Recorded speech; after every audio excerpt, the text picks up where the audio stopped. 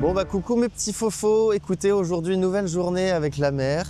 Ça va être un peu moins festif parce qu'on est du coup à Auschwitz-Birkenau, symbole évidemment de l'horreur nazie et plus grand camp de concentration-extermination du Troisième Reich. Et voilà, du coup on va visiter ce camp qui a vu plus de 1 million de personnes décimés, mourir soit de faim, de travail forcé ou évidemment dans les chambres à gaz, principalement des juifs. Et puis voilà, en plus la temporalité est plutôt bonne puisque depuis janvier 1945 où les troupes soviétiques ont libéré le camp, c'était le 80e anniversaire. Un rappel, je pense, essentiel de notre devoir de mémoire face à l'histoire. Je verrai ce que je peux filmer et je crois qu'il y a des choses qu'on ne peut pas filmer.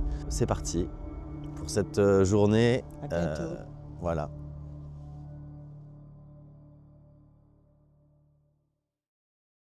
On est en Pologne. On a pris le train depuis Cracovie ce matin avec maman. À peu près 2 heures. Et là, on est devant Auschwitz. Franchement, je sais pas trop ce que je viens chercher. Je veux dire, je sais ce que tout le monde sait, les chiffres, les images. Ça fait partie de nous depuis qu'on est gamin. Mais le savoir et le ressentir pour de vrai, c'est pas la même chose. Je crois que c'est ça que je viens voir finalement. Si je peux réduire l'écart entre les deux. On verra. Donc voilà, on passe la porte. Cette porte, tout le monde la connaît. On l'a tous vue 1000 fois, dans les manuels d'histoire, dans les documentaires, partout. Et je crois que c'est peut-être ça, le premier truc bizarre. On arrive ici avec toutes les images déjà dans la tête. On a déjà vu Auschwitz avant de voir Auschwitz. Du coup, on marche, on regarde autour, et quelque part, on cherche un truc qu'on n'aurait pas déjà vu.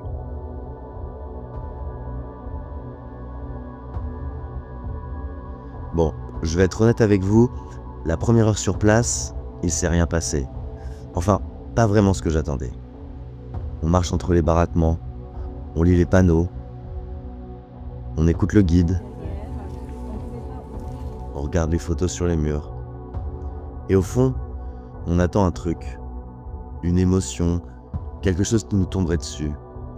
Un rappel que voilà, on marche sur le plus grand cimetière d'Europe. Mais ça vient pas.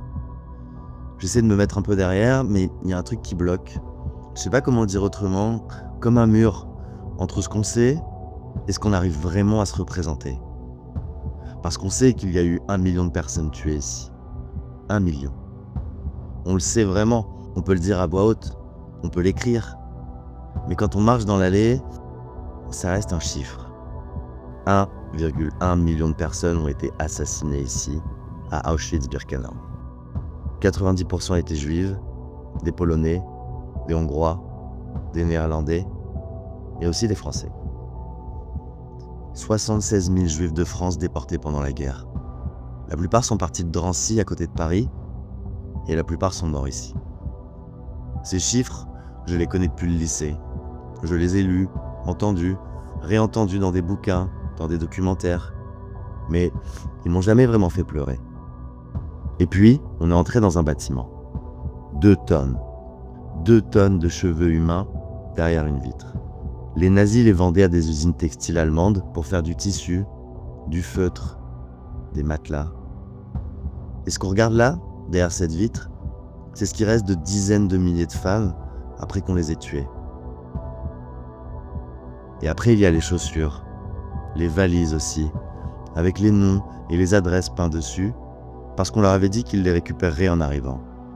Les prothèses, les lunettes, les brosses à cheveux, les peignes, les bols, les casseroles.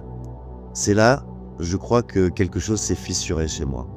Et c'est pas à cause du sang, il n'y a pas de sang dans ces salles. C'est plutôt à cause de l'organisation. Tout est trié, tout. Les chaussures d'homme avec les chaussures d'homme, les chaussures d'enfant avec les chaussures d'enfant, les lunettes par forme, les prothèses par type. Mais en fait, ce qu'on regarde là, c'est pas la folie de quelques types, c'est une comptabilité. C'est un système, une chaîne de production. L'Allemagne qui a inventé le moteur, la chimie moderne, l'imprimerie, elle a aussi inventé ça. Et c'est ça qui fait vraiment peur. C'est pas tant la sauvagerie, c'est la méthode.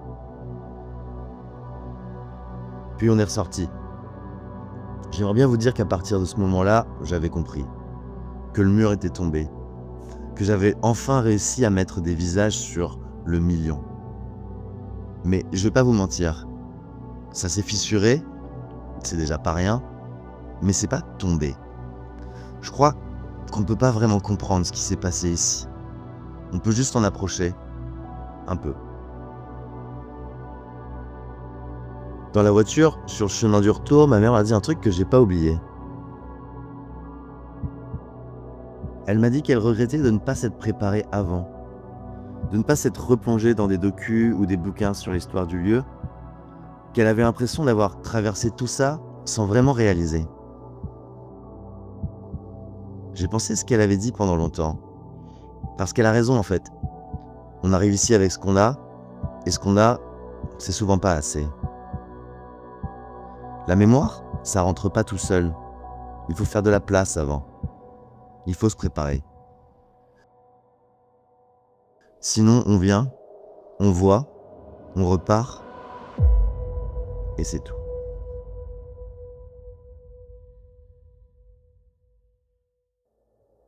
Il faut que je vous raconte quelque chose. Quelques mois après ce voyage, j'ai animé un atelier mémoire dans une résidence pour personnes âgées. Et il y avait là une dame de 102 ans, Madame Guatchel. Elle a été déportée à Auschwitz quand elle était jeune, et elle est revenue. Contrairement à ses parents. Son petit-fils, qu'elle voyait régulièrement, m'avait dit que je pouvais lui poser des questions pour un projet sur la transmission, sur ce qui reste. Mais elle a dit non. Elle a jamais voulu raconter. Jamais. Ni à sa famille, ni à personne. Sauf une fois. Une seule fois. À un monsieur qui lui aussi était un petit-fils de déporté. Sa grand-mère avait pris le même train qu'elle. Il lui a demandé, et là, elle a répondu. À lui. Pas à moi. Pas à son propre petit-fils. À lui. Ce qu'elle lui a dit, je le saurai probablement jamais, et je crois que ça me regarde pas. Ce qui me regarde, c'est que dans 10 ans, 20 ans, j'espère, Madame Guatchel sera plus là. Et avec elle, tous les autres.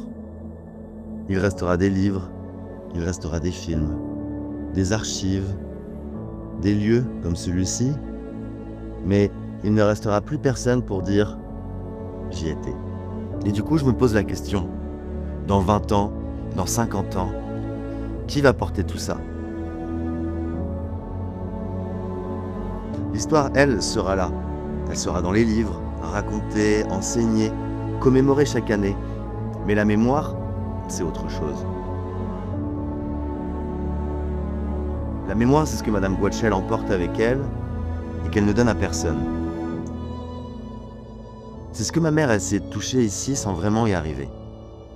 Et c'est ce que moi, avec ma caméra, j'ai essayé d'attraper en sachant très bien que je passerais à côté. Peut-être qu'au fond, c'est ça, la vérité. Qu'on ne transmet jamais vraiment. Qu'on fait juste ce qu'on peut, avec ce qu'on a, et que c'est mieux que rien.